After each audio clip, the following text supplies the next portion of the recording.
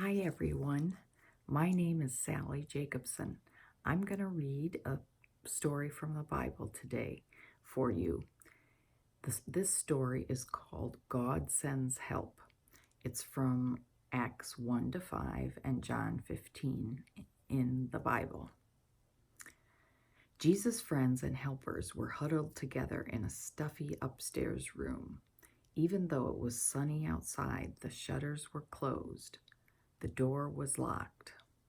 "Wait in Jerusalem," Jesus had told them. "I'm going to send you a special present.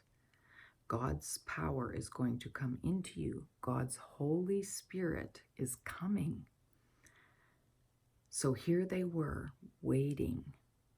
Actually, mostly what they were doing was just being scared and hiding. You can't blame them because their best friend had left. The important people and leaders were after them, and Jesus had given them a job they didn't know how to do. As they waited, they were praying and remembering how from the beginning God had been working out his secret rescue plan.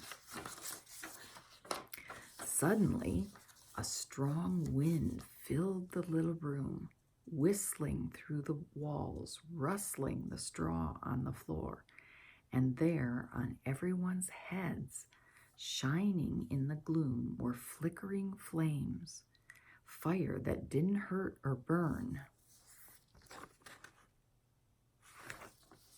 And something more, inside their hearts, they felt a strange heat, almost as if all the coldness and hardness were melting away, as if their broken hearts were mending, and God was giving them brand new hearts, hearts that could work properly. How it happened, they didn't know, but they knew God's power had struck their hearts ablaze, and Jesus himself was coming to live inside them. They had seen Jesus go away, but now he was closer than he had ever been, inside their hearts. At this time, nothing could ever separate them. Jesus would always be there, with them, loving them, whispering the promise that would get rid of the poison and the terrible lie and the sickness in their hearts. God's wonderful promise to them: "You are my child, and I love you. Make your home in me as I make my home in you," Jesus had said. Could it be heaven was coming into their hearts? They threw open the shutters. Sunlight flooded into their room as love had flooded their hearts. And the little room was filled with happy noises, dancing feet, singing, laughing. They unlocked the door and surged out into the streets as if they had never been afraid. Peter spoke in a loud voice so everyone could hear. "Jesus died for you," he said, "because he loves you.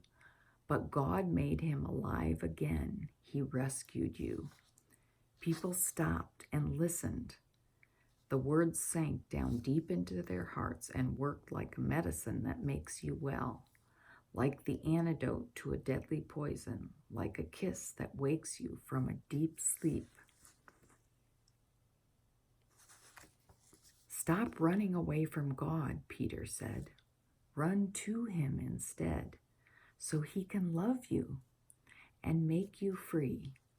And Peter told them the wonderful story of God's love. God's never stopping, never giving up, unbreaking, always and forever love. How Jesus had come, all that had happened. There were lots of people from faraway countries in Jerusalem. They couldn't speak the same language, but as they listened to Peter, everyone could understand what he was saying in their own languages. Many people believed and became Jesus' new friends and helpers, and the wonderful news of Jesus spread like sparks from a fire to villages, towns, and cities. Every day, more and more people believed, And so it was that the family of God's children, his special people, grew. One man was watching, though.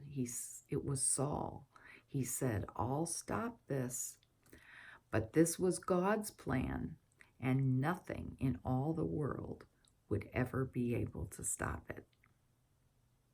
That's a great story. I hope you enjoyed it. Have a good day.